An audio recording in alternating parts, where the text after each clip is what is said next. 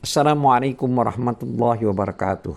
Alhamdulillahirabbil alamin wassalatu wassalamu ala asrofil mursalin Muhammad wa ala alihi wa sahbihi ajmain. Dulur-dulur seiman, kali ini kita akan meringkas tafsiran atau terjemahan dari surat Al-Baqarah ayat 35 dan ayat 36 dengan mengacu dari ringkasan tafsir Ibnu Katsir. Mari dulur-dulur kita mulai dari ayat 35 dan selanjutnya ayat 36. A'udzubillahi minasyaitonirrajim. Bismillahirrahmanirrahim. وقلنا يا آدم اسكن أنت وزوجك الجنة وكلا منها رغدا حيث شئتما ولا تقربا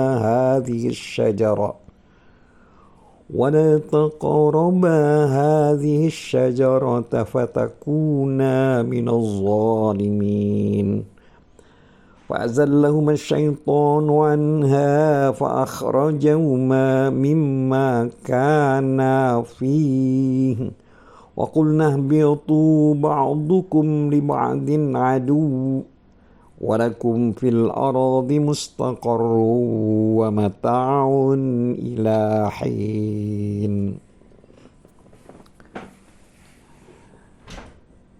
Surat Al-Baqarah ayat 35 sampai 36. Artinya, dan kami berfirman, hai Adam, diamilah oleh kamu dan istrimu surga ini, dan makanlah makanan-makanannya yang banyak, lagi baik, di mana saja kalian sukai.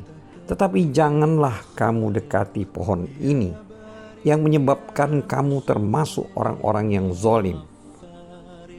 Lalu keduanya digelincirkan oleh syaitan dari surga itu dan dikeluarkan dalam keadaan semula. Dan kami berfirman, turunlah kamu, sebagian kamu menjadi musuh bagi yang lain, dan bagi kamu ada tempat kediaman di bumi dan kesenangan hidup sampai batas waktu yang ditentukan.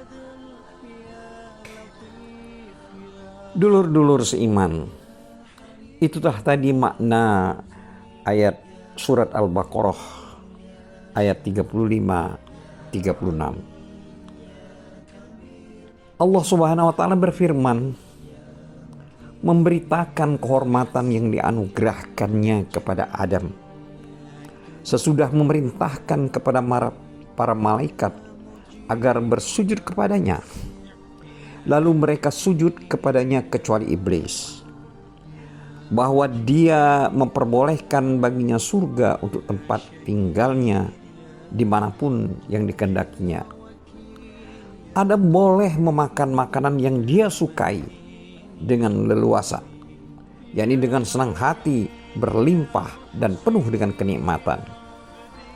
Dulur-dulur seiman, Al-Hafiz Abu Bakar Ibnu Murdawi meriwayatkan dari hadis Muhammad Ibnu Isa Al-Damikini telah menceritakan kepada kami Salamah Ibnul Fadl dari Mikail, dari Lais, dari Ibrahim At-Taimi, dari ayahnya, dari Abu Zar yang menceritakan hadis berikut, yang artinya, aku bertanya, wahai Rasulullah, bagaimanakah menurutmu Adam? Apakah dia seorang nabi? Rasulullah SAW menjawab, iya, dia seorang nabi lagi rasul. Allah berbicara dengannya secara terang-terangan, dan Allah berfirman, diamilah oleh kamu dan istrimu surga ini. Ma'asyiral muslimin, dulur-dulur yang dihormati Allah, surga yang ditempati oleh Adam ini masih diperselisihkan. Apakah itu surga yang di langit atau surga yang ada di bumi? Kebanyakan ulama berpendapat yang pertama, yakni surga yang di langit. Al-Qurtubi meriwayatkan dari golongan Mu'tazilah dan Qadariyah suatu pendapat yang mengatakan bahwa surga tersebut ada di bumi. Mengenai pembahasan masalah ini adalah nanti secara rinci insya Allah akan dibahas berikutnya. Konteks ayat menunjukkan bahwa Hawa diciptakan sebelum Adam memasuki surga.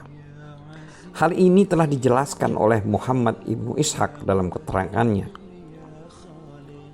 Ketika Allah telah selesai dari urusannya mencaci iblis, lalu Allah kembali kepada Adam yang telah dia ajari semua nama-nama itu, kemudian berfirman, "Hai Adam, sebutkanlah nama-nama benda-benda itu." Sampai dengan firman-Nya, "Sesungguhnya engkau maha mengetahui dan maha bijaksana." Itu adalah pada surat Al-Baqarah ayat 31-32. Selanjutnya Muhammad ibnu Ishaq melanjutkan, setelah itu ditimpakan rasa kantuk kepada Adam. Menurut keterangan yang sampai kepada kami dari kaum ahli kitab yang mempunyai kitab Taurat, juga dari kalangan ahli ilmu selain mereka yang bersumber dari Ibnu Abbas dan lain-lain, kemudian Allah mengambil salah satu dari tulang iga sebelah kiri dan menambal tempatnya dengan daging. Sedangkan Adam masih tetap dalam keadaan tidur, belum terbangun.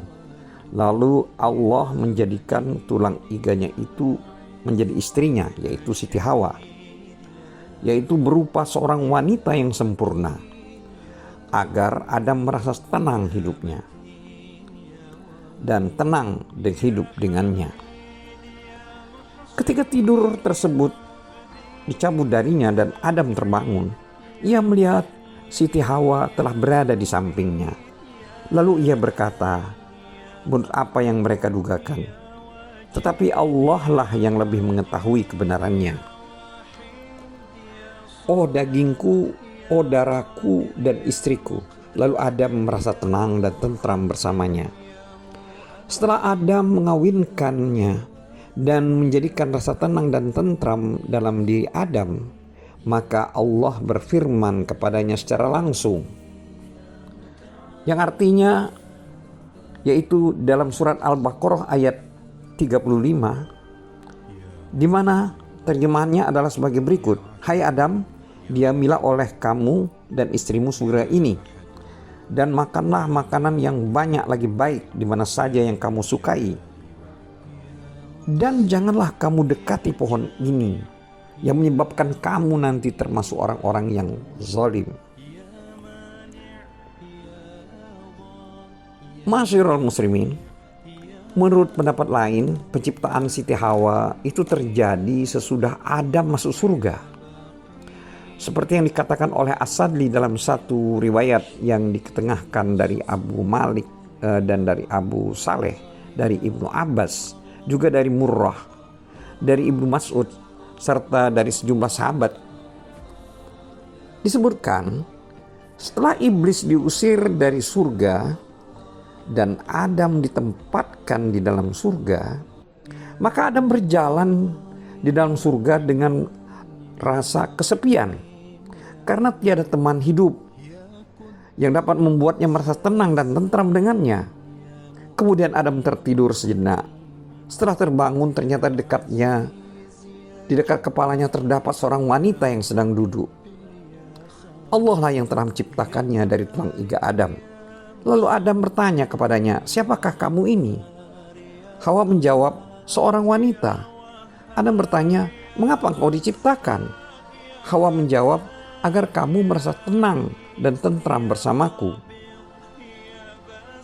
Dulur-dulur seiman, para malaikat bertanya kepada Adam seraya menguji pengetahuan yang dicapai oleh Adam. "Siapakah namanya, hai Adam?" Adam menjawab, "Dia bernama Hawa." Mereka bertanya lagi, "Mengapa dinamakan Hawa?" Adam menjawab, "Sesungguhnya dia dijadikan dari sesuatu yang hidup." Dulu seiman, dalam Al-Baqarah ayat 35 yang artinya Allah telah berfirman, "Hai Adam, diamilah olehmu dan istrimu surga ini, dan makanlah makanan-makanan yang banyak, lagi baik, dan di mana saja yang kamu sukai." Kemudian selanjutnya Tuhan berfirman, "Dan janganlah kamu berdua dekati pohon ini." Dulu seiman, hal ini merupakan pilihan dari Allah Subhanahu wa Ta'ala, dan sengaja dijadikannya sebagai ujian buat Adam. Para ulama berbeda pendapat mengenai jenis pohon ini. As-Sa'di mengatakan dari orang yang mendapatkan kisah dari Ibnu Abbas bahwa pohon yang dilarang oleh Allah didekati Adam adalah pohon anggur.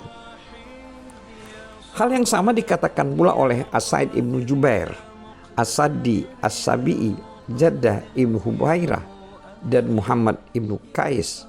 As-Sa'di mengatakan dalam salah satu riwayatnya dari Abu Malik dan Abu Saleh dari Ibnu Abbas, juga dari Murrah, dari Ibnu Mas'ud, serta sejumlah sahabat yang sehubungan dengan makna firman Allah pada ayat surat Al-Baqarah yang artinya jangan kamu berdua dekati pohon ini. Itu maksudnya adalah pohon tersebut adalah pohon anggur. Tetapi orang-orang Yahudi menduga pohon tersebut adalah pohon gandum.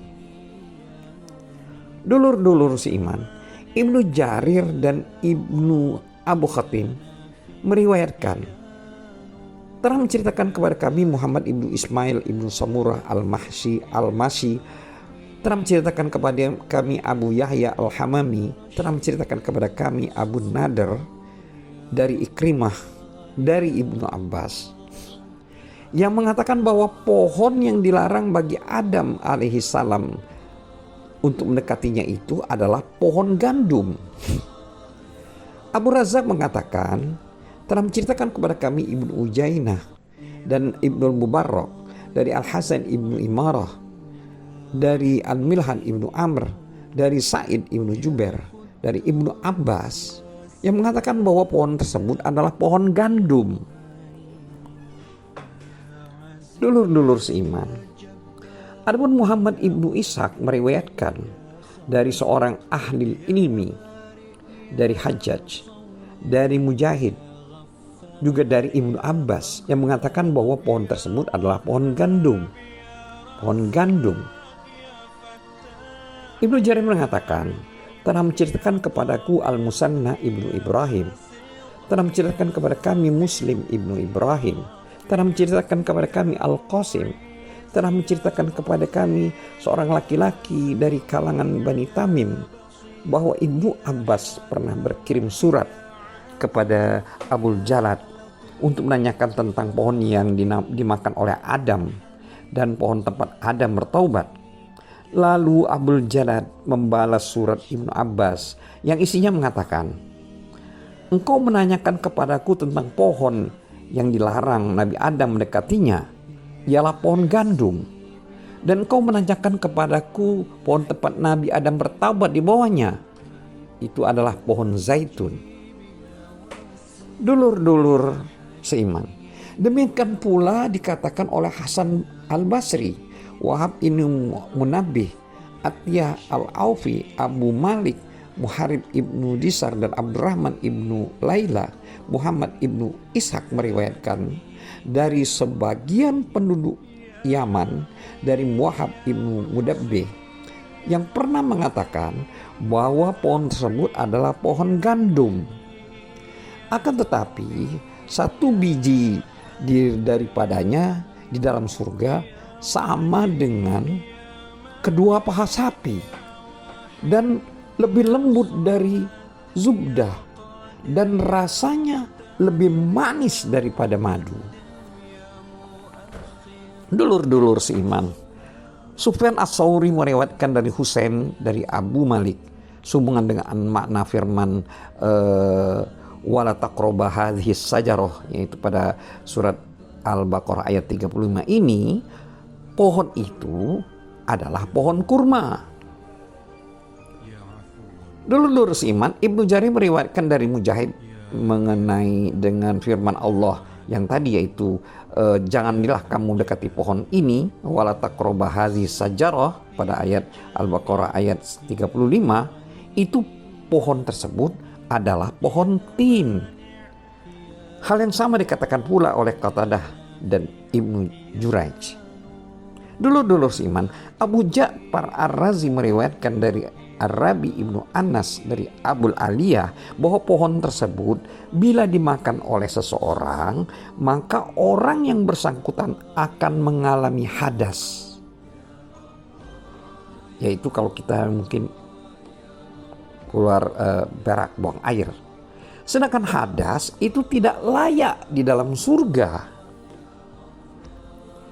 Dulur-dulur seiman, Abdul Razak mengatakan, telah menceritakan kepada kami Umar ibnu Abdurrahman ibnu Mihran yang mengatakan bahwa ia pernah mendengar Wahab ibnu Munabbih mengatakan, setelah Allah menempatkan Adam dan istrinya di dalam surga, dia melarang memakan buah tersebut. Buah tersebut berasal dari suatu pohon yang ranting-rantingnya lebat sekali, sehingga sebagian darinya bersatu dengan yang lain. Buah pohon tersebut dimakan oleh para malaikat karena mereka ditakdirkan kekal. Pohon inilah yang dilarang oleh Allah dimakan oleh Adam dan istrinya.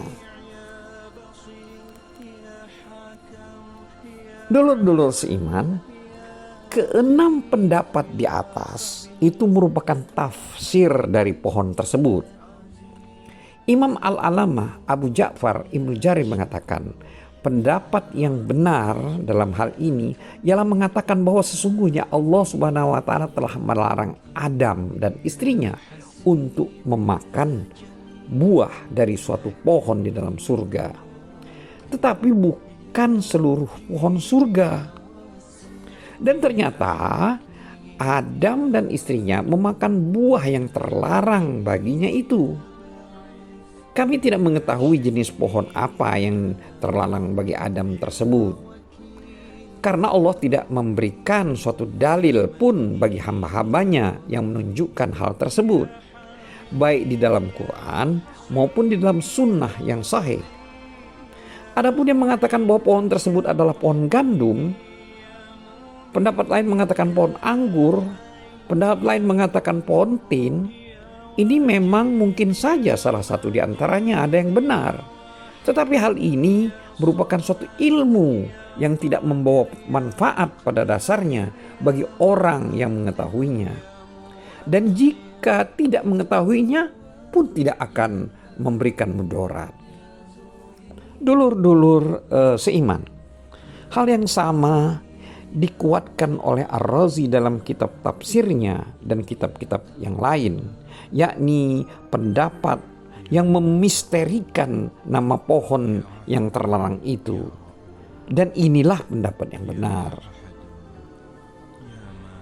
Dalam ayat 36 dari surat Al-Baqarah itu ada tertulis fa'azallahuma syaitanu anha, artinya lalu keduanya digelincirkan oleh syaitan dari surga itu.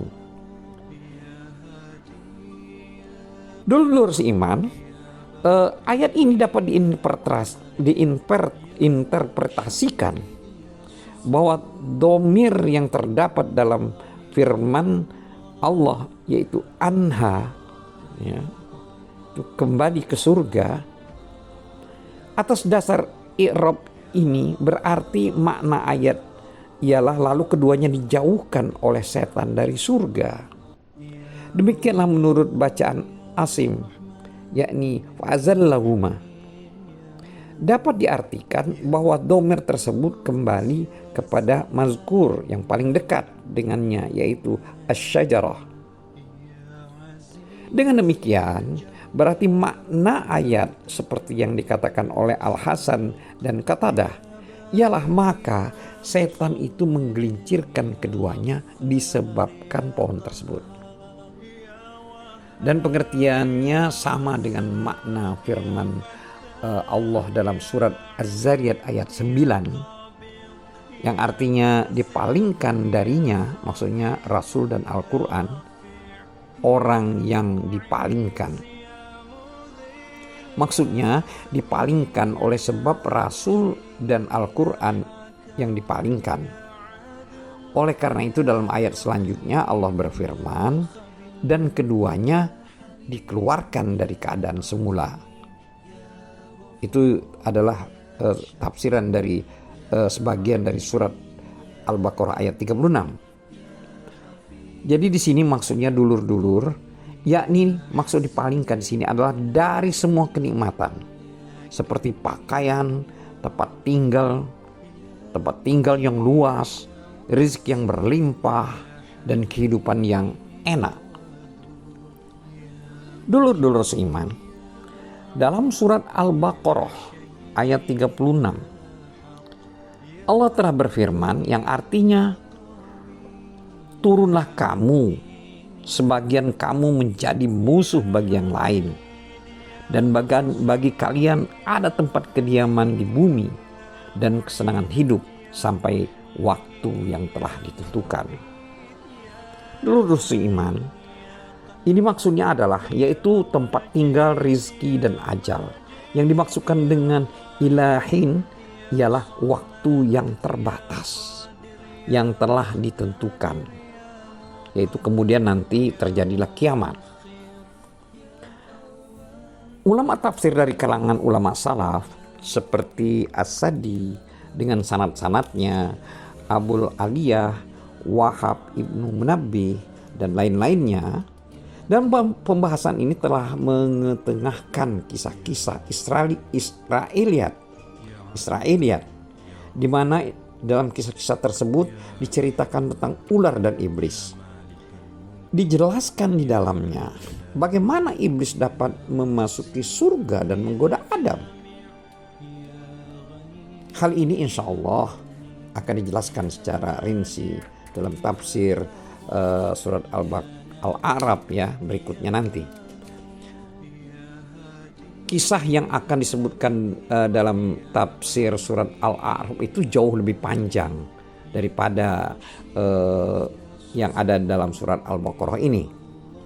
Dulur-dulur seiman, Ibnu Abu Hatim sehubungan dengan hal ini mengatakan, telah menceritakan kepada kami Ali Ibnul Hasan Ibnu Ishkar, telah menceritakan kepada kami Ali Ibnu Asim dari Sa'id Ibnu Abu Arubah, dari Qatadah, dari Al-Hasan, dari Ubay Ibnu Ka'ab, yang menceritakan bahwa Rasulullah SAW telah bersabda, yang artinya sesungguhnya Allah menciptakan Adam dalam bentuk seorang lelaki yang berperawakan sangat tinggi, lagi berambut lebat, seakan-akan sama dengan pohon kurma yang rindang.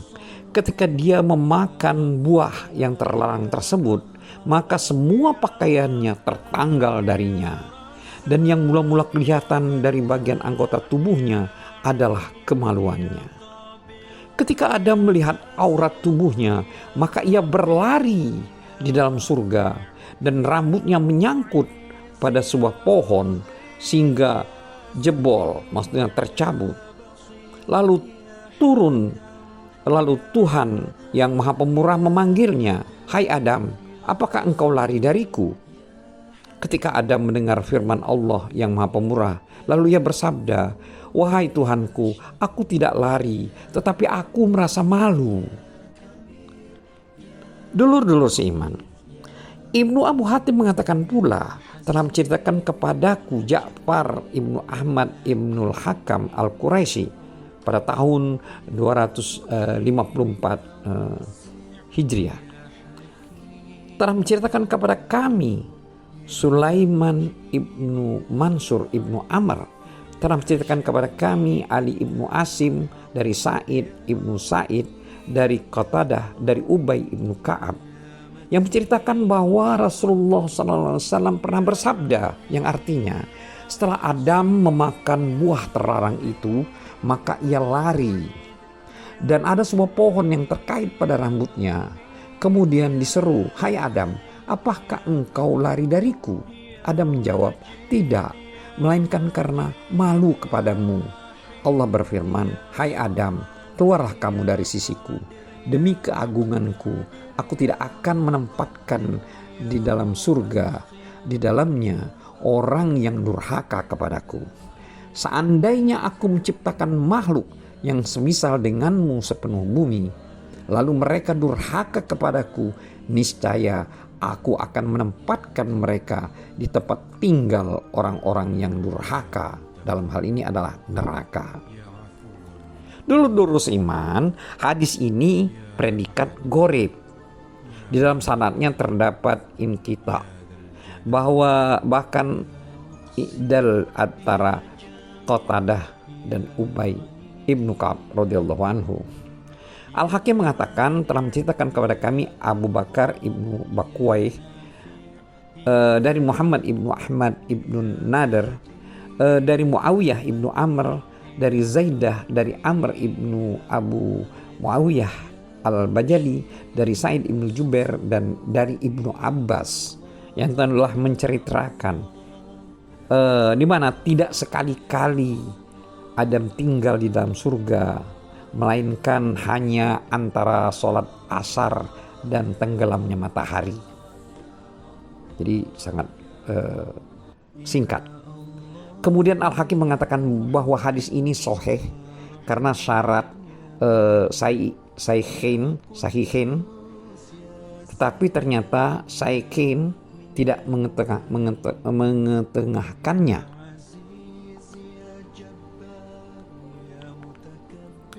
Dulur iman, Abdurrahman ibnu Humaid mengatakan di dalam kitab tafsirnya telah menceritakan kepada kami Rauh dari Hisam dari Al-Hasan mengatakan bahwa Adam tinggal di dalam surga itu hanyalah sesaat di siang hari. Satu saat tersebut samalah lamanya dengan 130 tahun hari-hari dunia.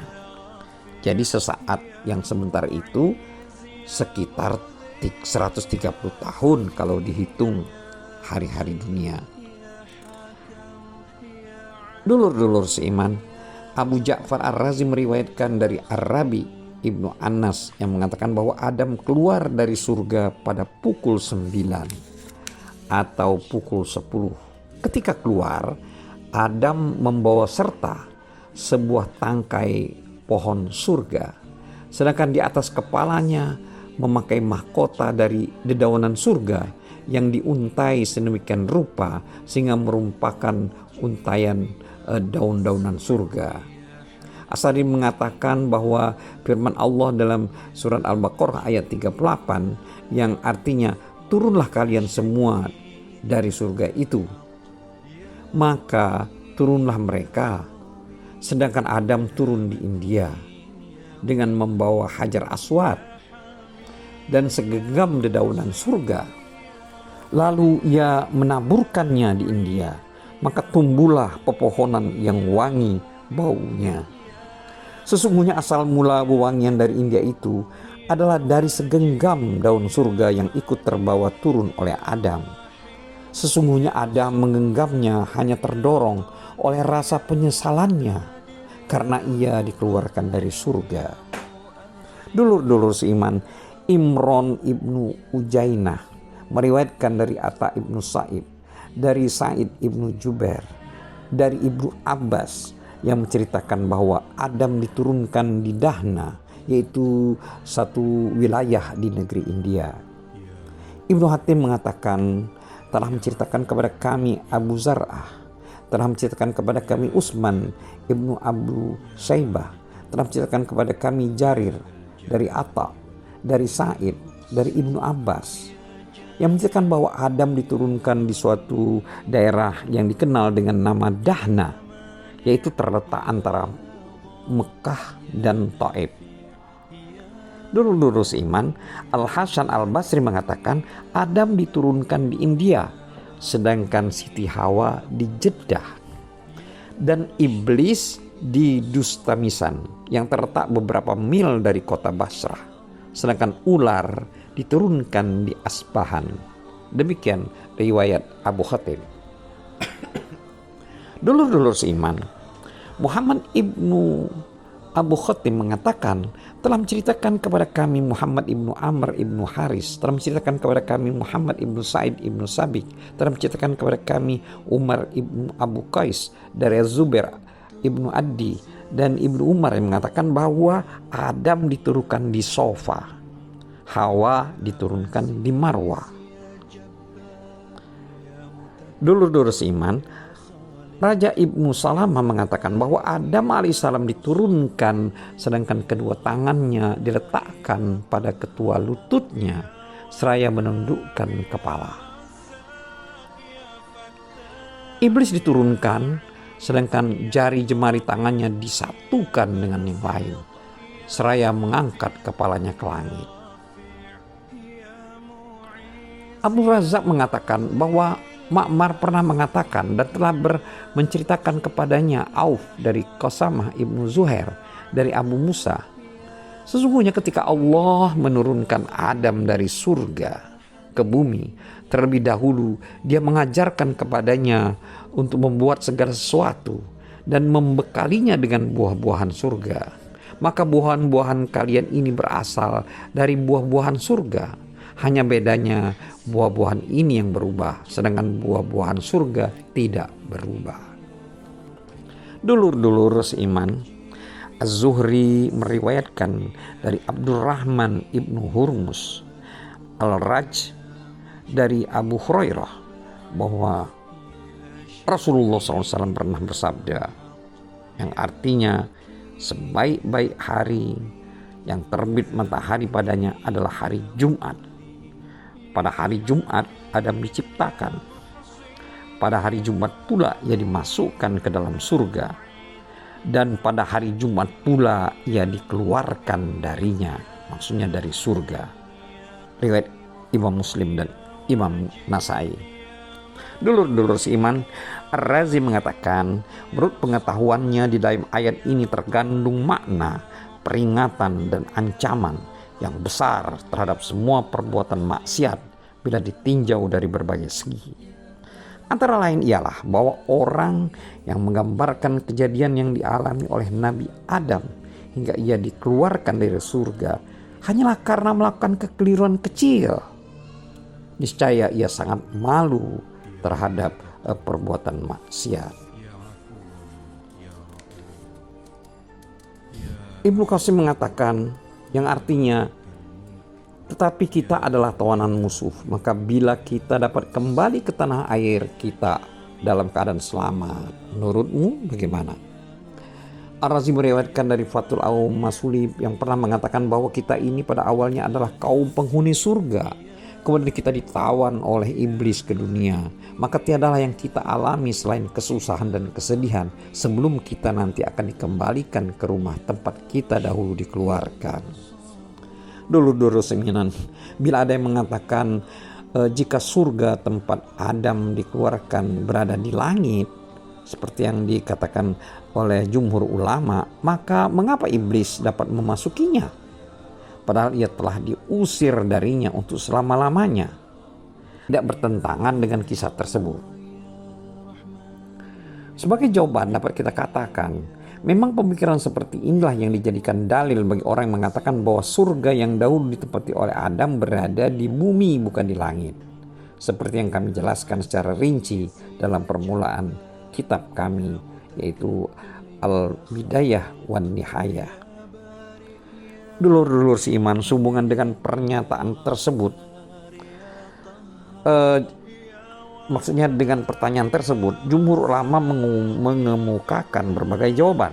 Antara lain, iblis memang dilarang masuk surga bila memasuknya secara baik-baik. Jika dia memasukinya dengan mencuri-curi dan menyusup dengan cara yang hina, tiada yang dapat mencegahnya. Karena itu ada sebagian dari mereka yang mengatakan, ya sebagian ini tersebut di dalam kitab Taurat, bahwa iblis masuk ke surga melalui mulut ular yang ia masuki terlebih dahulu. lalu ular itu masuk ke dalam surga. Menurut sebagian ulama, dapat pula diinterpretasikan bahwa iblis menggoda keduanya, yaitu Adam dan Hawa, dari luar pintu surga. Sebagian lain mengatakan bahwa iblis menggoda keduanya dari bumi, sedangkan keduanya masih berada dalam surga yang ada di langit. Demikian menurut Az-Zamakhsyari dan lain-lainnya. Dulur-dulur seiman, Al-Qurtubi dalam pembahasan ini mengetengahkan bahwa banyak hadis tentang kisah ular dan membunuhnya, serta penjelasan mengenai hukumnya, dan ternyata pembahasan yang dikemukakan itu adalah baik dan berfaedah. Demikianlah penjelasan dari